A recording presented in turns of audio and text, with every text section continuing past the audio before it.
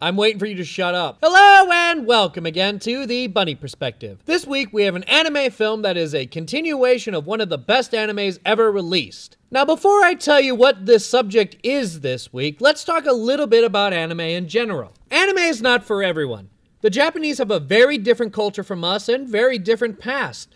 That's hard for some people to connect. To make it even more complicated, today's feature isn't even for regular anime fans. It is a very, very good movie, but it requires knowledge from the entire series to properly enjoy it. And a lot of modern anime fans hate or dismiss this series outright. Hell, I refused to watch it for a very long time. So before I even roll the credits, I'm going to point out that this review has spoilers, and the subject matter here is rather dark. Despite this, I think you'll still be interested in this review. This episode is more about what the film represents than what the film is actually about, so please don't leave. Just know that if you hadn't seen this show or film, I'm not really going to explain it to you. So get ready for the romantic comedy classic, The End of Evangelion.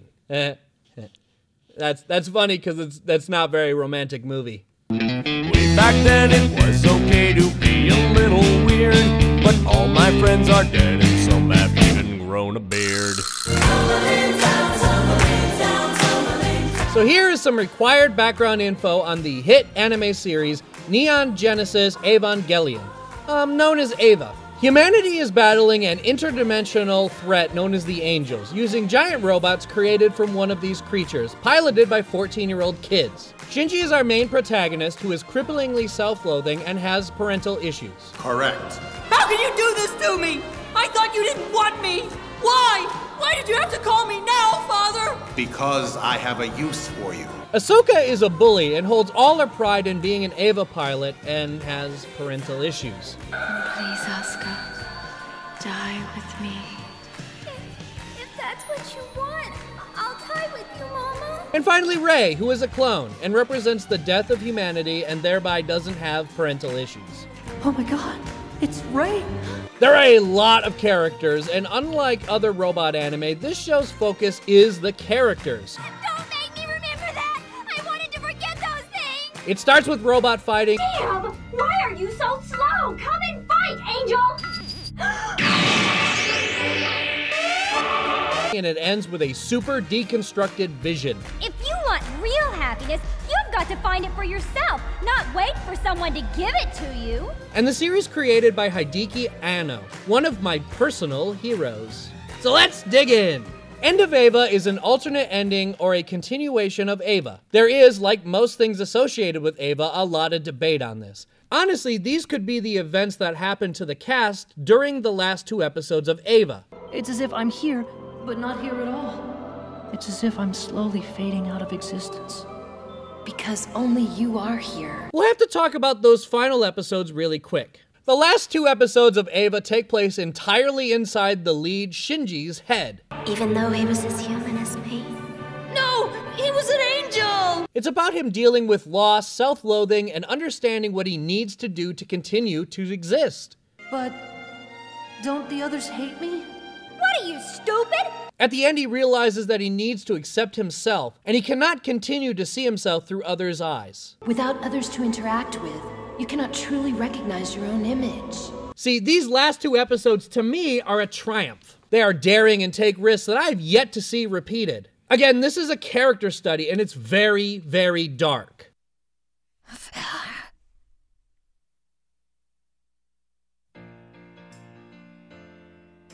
See, the real thesis of this review is that End of Eva is a completely unneeded movie, but that doesn't make it a bad movie. Similar to Rise of the Planet of the Apes. Good movie, unnecessary though it may be. The series concludes with a very positive message, in fact. I hate myself. One who truly hates himself cannot love. Eva starts as an action anime with a lot of coming-of-age type themes and turns pitch black as we learn about the pasts of our leads. What will I do? It's defiling my mind.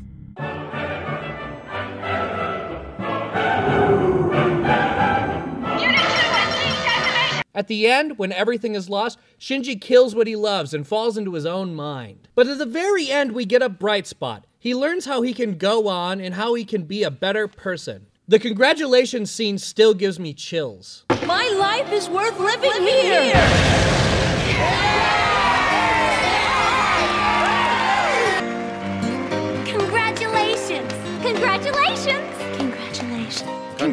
Congratulations. Instead, we get this wonderful movie that is pitch black in tone.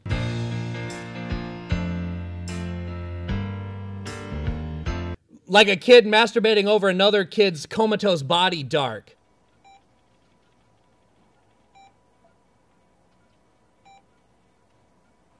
I'm so fucked up. Utterly destroying a young girl's mind dark.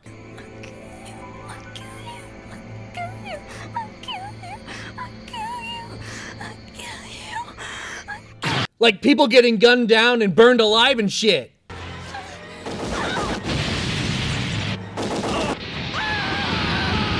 Hit him again. Like the end of the fucking world shit.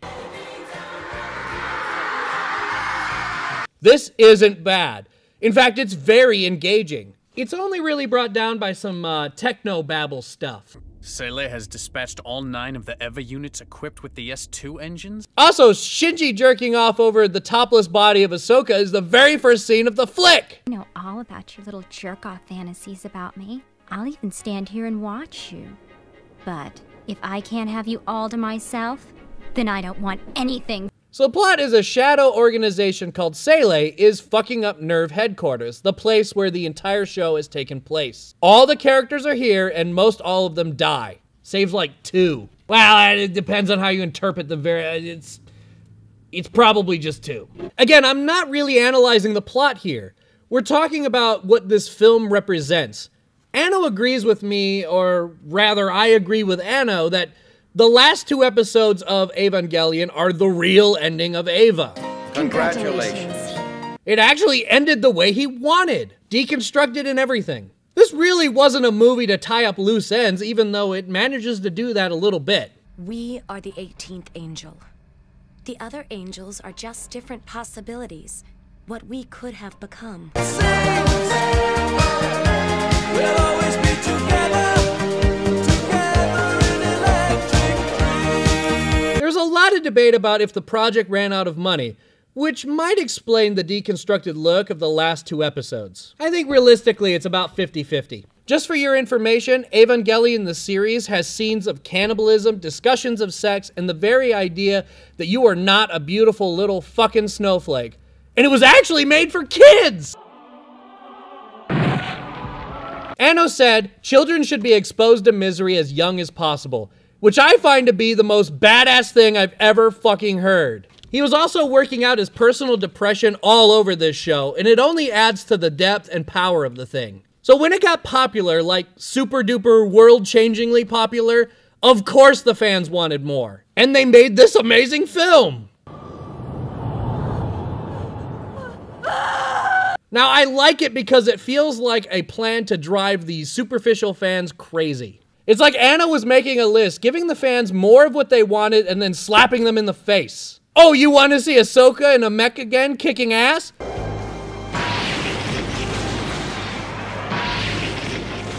Eat this, schnook! Okay, sure, but after I show you that, I'm gonna show her getting her face impaled and her Eva getting eaten and totally dismembered.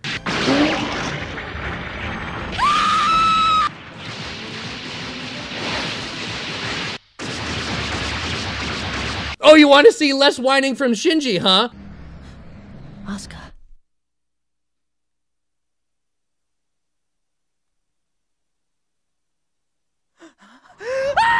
Well, fuck you! I'll make him 10 times fucking worse! He'll jerk off over the comatose body of Ahsoka, he'll become suicidal and whine even more.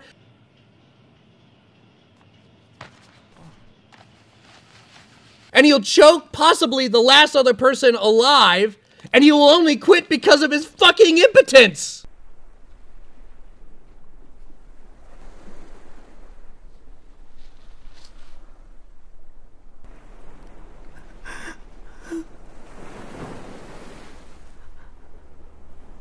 How disgusting. You want to see Rey being all emotionless and badass? And then take me to my Yui's side.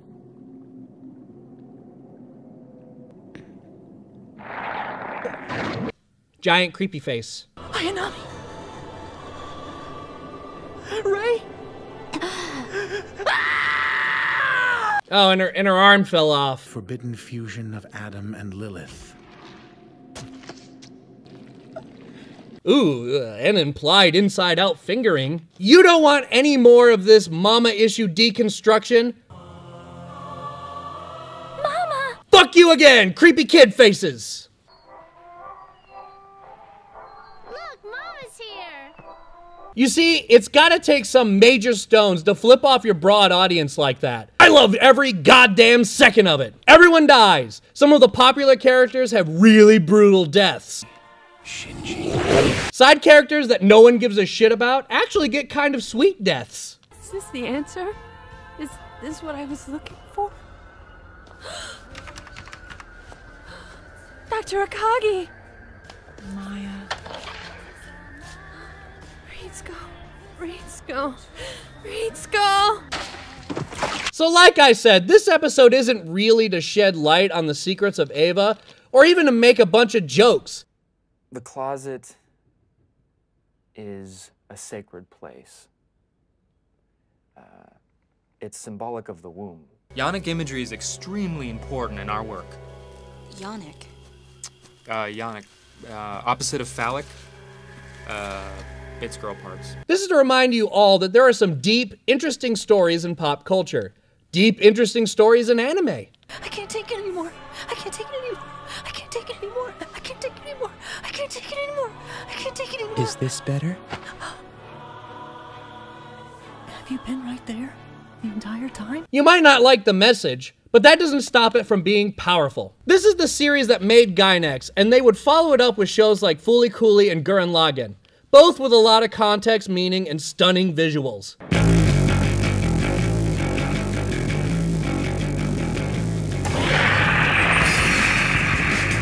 Bottom line, they just don't make anime like this anymore.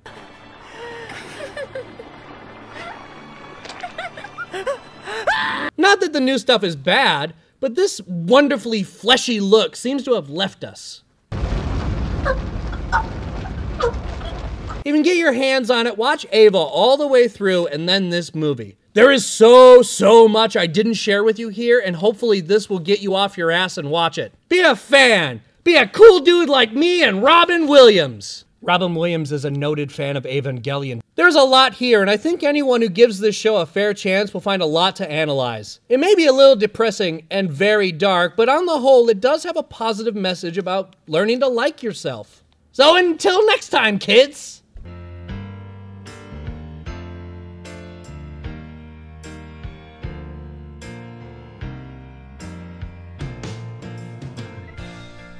No one understands me. You never understood anything. I thought this was supposed to be a world without pain and without uncertainty. That's because you thought that everyone else felt the same as you do. You betrayed me! You betrayed my feelings! So relax, kick back for the romantic comedy classic End of Eva. I don't like relax, kick back. So kick back, relax for the romantic comedy classic. I don't like the combination of words. I feel like you're telling us to relax, but we're on the internet. We're already kick back, relax, and this is a short review, so it feels like it's going to be longer than it is. Okay. Do you have a replacement? Let's just use that. Fucking asshole. You know, I really don't think your word choice is very good. That's it. Least helpful person ever. So relax, kick back for this romantic comedy classic, The End of Evangelion. So really quickly at the end here, this is a Gainax piece, and I have to point out, though I love this anime and film, Gurren Lagann is strictly better. You ready? Yes!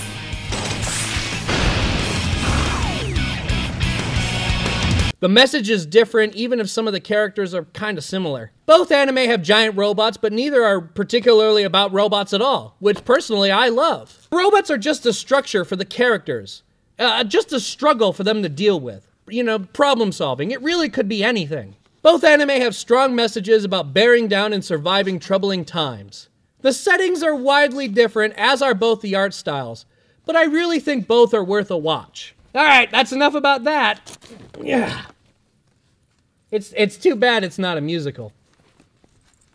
Cause then I could have done another musical episode. You want me to say something or something? No!